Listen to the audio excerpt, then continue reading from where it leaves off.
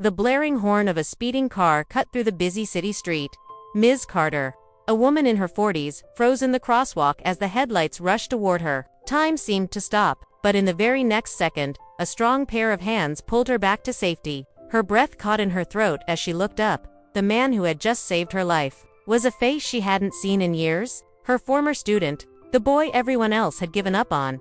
Back in time, the classroom years earlier, in a worn-out high school on the edge of the city, Ms. Evelyn Carter was preparing for another long day. Teaching wasn't easy here. Funding was low, classrooms were crowded, and many students carried burdens far heavier than their backpacks. But Ms. Carter believed something no budget cut could take away. Every child mattered. Among the sea of restless teens sat Daniel Harris. He was quiet, withdrawn, his hoodie pulled low over his face. His grades were failing, his attendance spotty, and teachers whispered he'd likely drop out soon. Some thought he was lazy, others thought he was trouble. But Ms. Carter saw something else. She saw hunger, not just for food, but for hope. One afternoon, after class had ended and the room emptied, she noticed Daniel still sitting at his desk, head down. His stomach growled loudly in the silent room. "Daniel," she said softly, approaching. "When's the last time you ate?" He shrugged without looking up. "Yesterday, maybe." Without hesitation, Ms. Carter pulled a sandwich from her bag and placed it in front of him. "Eat, homework can wait." Daniel looked up, startled. No one ever noticed. No one ever asked. But she did. Slowly, he took a bite. That sandwich wasn't just food, it was the first time in a long time someone had cared.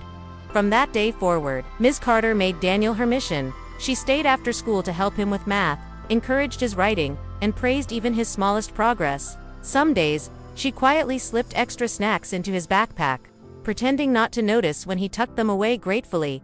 Other teachers told her it was a waste of time. "Kids like him don't change," they said. But Ms. Carter refused to believe that. One evening, after weeks of tutoring, Daniel stayed back. He handed her a crumpled piece of paper. In shaky handwriting, it read, "Thank you for not giving up on me. Someday I'll make you proud." She smiled, her heart swelling. She had no idea just how true those words would become. Years passed to different lives. Time moved on. Daniel graduated, barely at first, but he did it. While others doubted, Ms. Carter's faith gave him the strength to try. He took odd jobs, studied late into the night, and eventually earned a scholarship for medical training. Life was still hard. There were setbacks, failures, and moments of doubt, but every time he wanted to quit, he remembered her voice. "You're capable of more than you think, Daniel." Meanwhile, Ms. Carter continued teaching. Her hair grayed, her steps slowed, but her passion never faded. Still, in her quiet moments, she sometimes wondered if she had really made a difference. So many students came and went. Had she truly changed a life? Or was she just a small part of a bigger struggle? She didn't know. Not yet. The present, the accident, and a rainy Tuesday evening, Ms. Carter left school later than usual. She balanced papers under her arm as she stepped onto the crosswalk. The street was slick, traffic heavy. Halfway across, she froze. A car sped toward her, its horn blaring, its brakes useless on the wet road. For a terrifying second, she thought it was the end, but then arms wrapped around her, pulling her back to the curb. She stumbled, gasping for air, and looked into the face of her rescuer. "Ms. Carter," the man said, breathless but smiling. Her heart skipped. "Daniel," he nodded. The boy she had once fed, tutored, and believed in, was now a grown man, and he had just saved her life. The CAF reunion, they found a small cafe nearby, and sat down, both shaken. Daniel ordered coffee for them both, his hands steady, his eyes bright with confidence.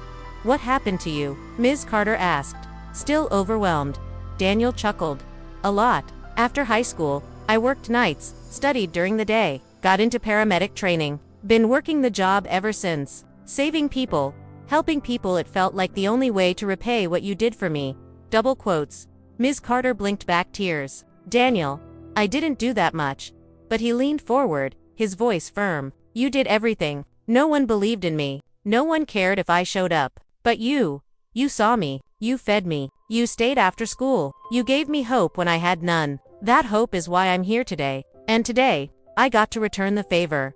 Ms. Carter's hands trembled as she lifted her cup, her eyes filled with tears, but for once, they were tears of joy. "Teachers rarely get to see the results of their work," she whispered. "But you, Daniel, you're my answer." A new chapter after that day. Daniel often visited her classroom, standing before students who looked just like he once had, tired, hopeless, ready to give up. He told them his story.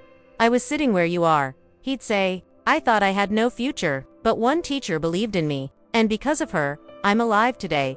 The students listened, wide-eyed. For them, Daniel wasn't just a guest speaker, he was proof. Proof that change was possible, proof that someone like them could rise above. And for Ms. Carter, every time Daniel walked through the door, she knew with absolute certainty, her life's work mattered. Ending more, the smallest act, a sandwich, a kind word, a little extra time can change a life forever, and sometimes, that life will circle back to save yours.